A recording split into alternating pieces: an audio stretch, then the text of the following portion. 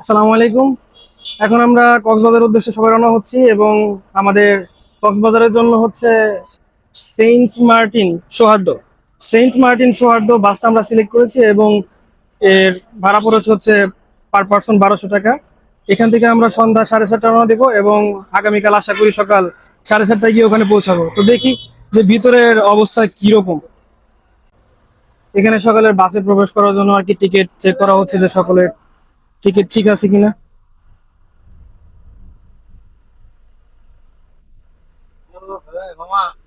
কি অবস্থা ভাই? ভালো? ইমরান, কি অবস্থা ভাই? ভাই তুমি তো দেখি আমার সিট দখল করছো। আমার সিট কোথায়? হ্যাঁ,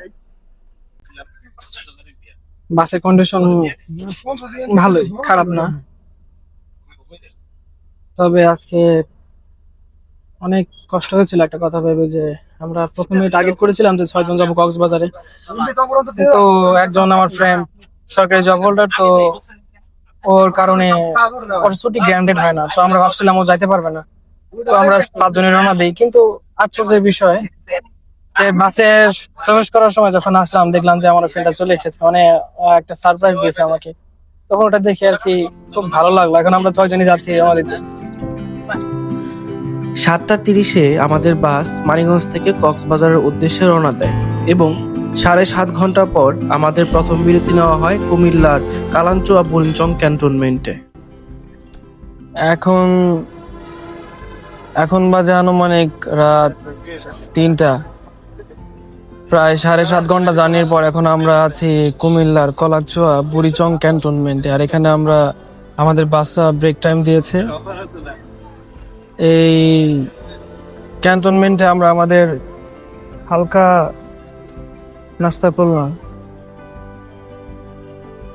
20 মিনিট পরে আমাদের বাসটি আবার আমাদের গন্তব্যের উদ্দেশ্যে যাত্রা শুরু করলো।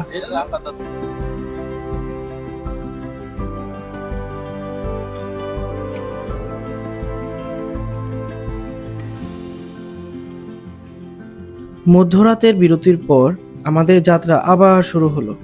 সকালে চোখ খুলতেই আমরা দেখতে পেলাম চট্টগ্রামের সেই ছোট ছোট পাহাড়। সবাই যেখানে ঘুমে মগ্ন হয়ে আছে, সেখানে আমি আছি চট্টগ্রামের সেই সুজলা সবুজ প্রাকৃতিক দৃশ্য উপভোগ করার জন্য।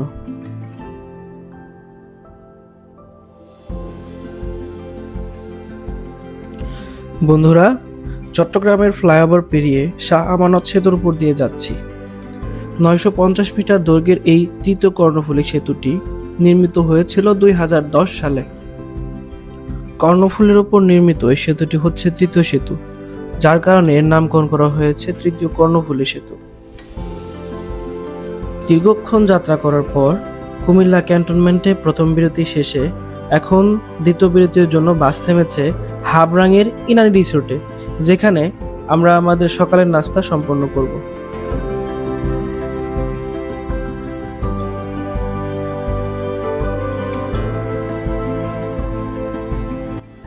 এখন বাজে 9টা 20, তাও আমরা কক্সবাজারে পৌঁছাতে পারিনি। আমরা এখানে ইনানি রিসোর্ট থেকে আবার সকালের খাবারটা খেয়ে এখন আবার কক্সবাজারের উদ্দেশ্যে রওনা হবো। দেখি এখন কত সময় লাগে।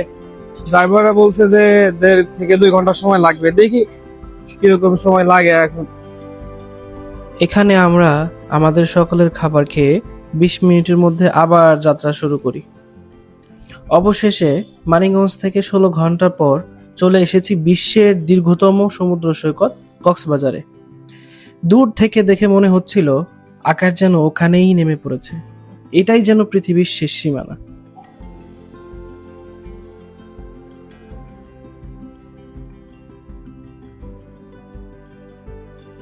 16 ঘন্টা জার্নির পর এখন আমরা আসছি আর কি কক্সবাজারে।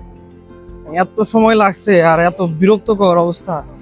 আমাদের সময় অলরেডি 7 ঘন্টা ঢাকার মধ্যে চলে গিয়েছিল জ্যামের কারণে। অবশেষে আমরা 11:30টার সময় এসে পৌঁছালাম কক্সবাজারে।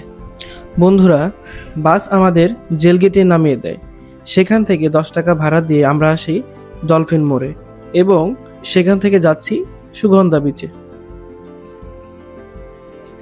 আমরা এখন হোটেল বুক করে সুগন্ধা বিচের উদ্দেশ্যে রওনা হচ্ছি। হোটেল বুক করেছি আমরা খুব কম বাজেটের মধ্যেই। তবে আমার পরামর্শ হচ্ছে আপনাদের যাদের সামর্থ্য আছে তারা চেষ্টা করবেন ভালো হোটেলে ওঠার জন্য। কারণ আপনার আপনি যেখানে থাকবেন, রাত কাটাবেন, সেখানে যদি আপনার ঘুমানোর পরিবেশ বা ওয়াশরুমের পরিবেশ যদি ঠিক না থাকে, তাহলে হয়তো আপনার ঘুমটা ভালো মতো হবে না। তাই চেষ্টা করবেন আর কি যে ভালো মানের রুম নেওয়ার জন্য। হ্যাঁ।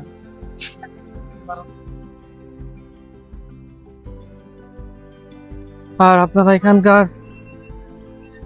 খাবারগুলো খুব দেখে দেখে খাওয়ার চেষ্টা করবেন, কারণ কোন খাবার কিরকম, খাবারের মানটা যাচাই করে তারপরে খাবার খাবেন। হ্যাঁ, সুগন্ধা বিচে আসলে আপনাকে অনেক দালাল বলবে যে মামা আমার রুমে আসেন, আমার রুমে আসেন। আপনারা চেষ্টা করবেন আপনারা ওই রুমটা ভালো মতো আগে দেখবেন, দেখার পরে তারপরে সিদ্ধান্ত নিবেন। আগে শুধু শুধু দালালের পরামর্শ অনুযায়ী আপনারা আপনাদের সিদ্ধান্ত নিবেন না। বিচে যেতে না যেতেই চোখে পড়ল শত শত ছাউনি, হাজার হাজার মানুষ ও সীমাহীন সমুদ্রের উত্তাল ঢেউ, যা ছিল মনোমুগ্ধকর।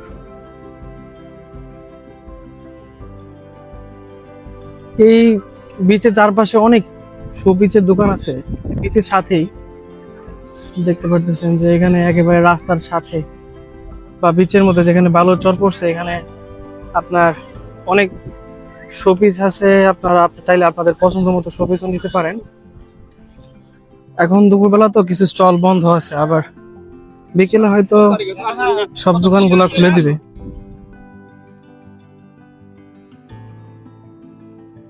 বিচের যত দূরে ছিলাম অনেক গরম লাগতেছিল, কিন্তু বিচের যত কাছে আসতেছি আস্তে আস্তে তত ঠান্ডা লাগতেছে।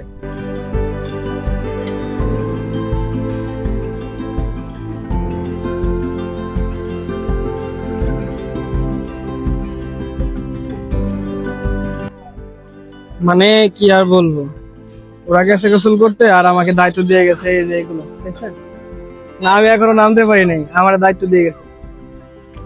বন্ধুরা, এখন সময় রাইড নেওয়ার, আর আমি আমার রাইড শুরু করছি স্পিড বোর্ডের মাধ্যমে।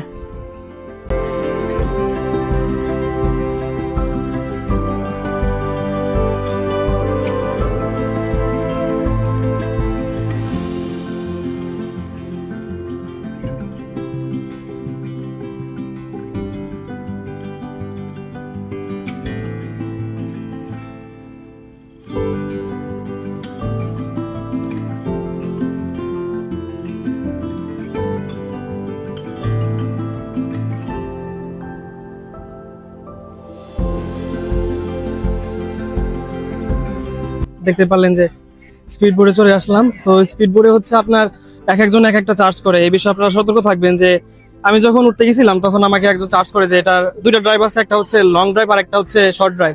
লং ড্রাইভে ফার্স্টে যে নিয়ে আসছিল সেটা হচ্ছে আপনার লং ড্রাইভে হচ্ছে 600 টাকা চার্জ করছিল এবং শর্ট ড্রাইভে হচ্ছে 300 টাকা। তো আমি ওটা পাত্তা দিই না। পরে আরেকজন আসে, সে আবার বলে যে শর্ট ড্রাইভ হচ্ছে 600 টাকা এবং লং ড্রাইভ হচ্ছে 1500 টাকা।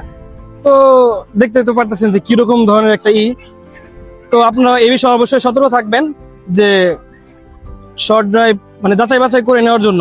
আমি শর্ট ড্রাইভটাই নিয়েছি, যেহেতু এখানে আর কি কম পেয়েছি, আমি এই জন্য নিয়েছি। আর মাঝখানে যাওয়ার আমার সাহসও হয় নাই, এই জন্য আমি শর্ট ড্রাইভটাই নিয়েছি। গোসল করার পর আবার চলে আসলাম সুগন্ধা বিচে। এখন দেখি এখানে আরো কয়েকটা রাইড নিব, কিরকম প্রাইস। আর এখানে নতুন একটা ফল দেখছি, ওটা দেখি ট্রাই করবো যে কিরকম লাগে। খাইনি কখনো, ওটা দেখেও নাই, এখানে আসার পরে ফার্স্ট দেখতে পেলাম। কোনটা কত করে আন্টি? এটা কত? 40 টাকা না? এটা কেটে দেন। এটার নাম কি ফলের? হ্যাঁ, হালকা। এই ফলের নাম কি? আনারকলি।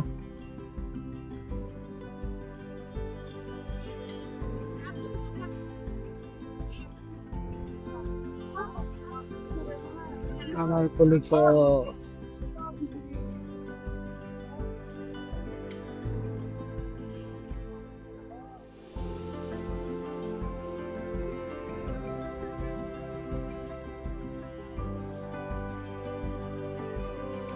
কি কি দিলেন এগুলা এই জায়গায়?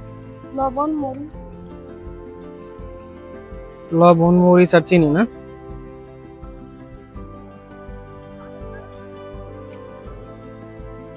এই দেখতে পাচ্ছেন ইউনিক একটা ফল, এর নাম হচ্ছে আনারকলি। তো দেখি টেস্ট করে কিরকম লাগে।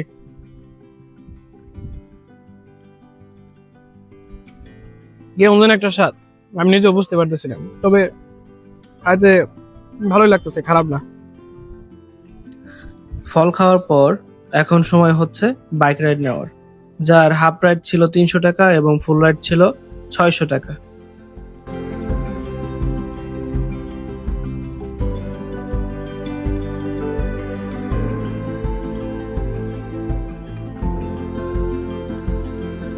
আমি যতগুলো রাইড নিয়েছি তার মধ্যে সবচেয়ে ভালো লেগেছে হর্স রাইডিং, কেননা এটা ছিল আমার জন্য এক নতুন অভিজ্ঞতা।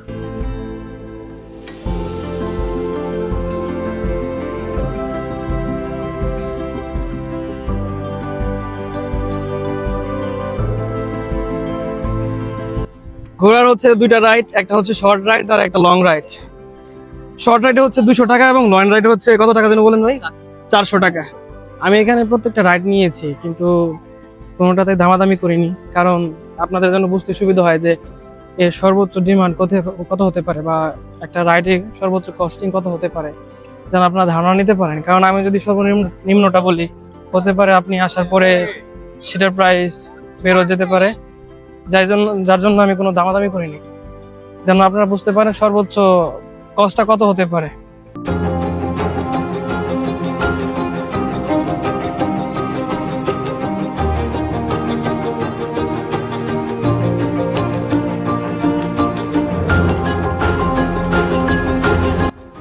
আপনারা যে কোনো রাইডই নেন না কেন, একটা জিনিস মাথায় রাখবেন, দামাদামি সম্পূর্ণ নির্ভর করে আপনার উপর।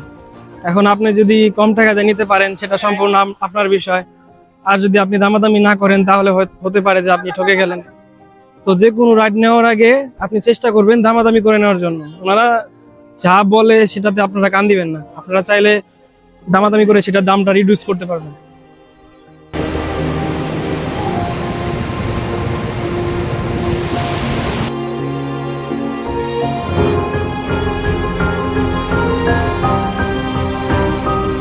সুগন্ধা বিচ ঘুরে দেখার পর এখন আমরা আছি কক্সবাজারের বিখ্যাত মার্কেট বারিশ মার্কেটে, যেখান থেকে আপনি চাইলে শুটকি সহ নানা প্রকারের আচার, চকলেট এবং আরও বিভিন্ন ধরনের সামগ্রী কিনতে পারেন। আর আপনাকে এই বার্মিজ মার্কেটে আসতে হলে সুগন্ধা বিচ থেকে অটোর মাধ্যমে 10 টাকা ভাড়া দিয়ে আসতে হবে। এখান থেকে কেনাকাটার পর আমরা আবার এসেছি সুগন্ধা বিচে সি ফুড খাওয়ার জন্য। আর এখান থেকে আমরা সবাই মিলে একটা বড় অক্টোপাস এবং একটি টুনা মাছ অর্ডার করি, যার মান ছিল ভালোই।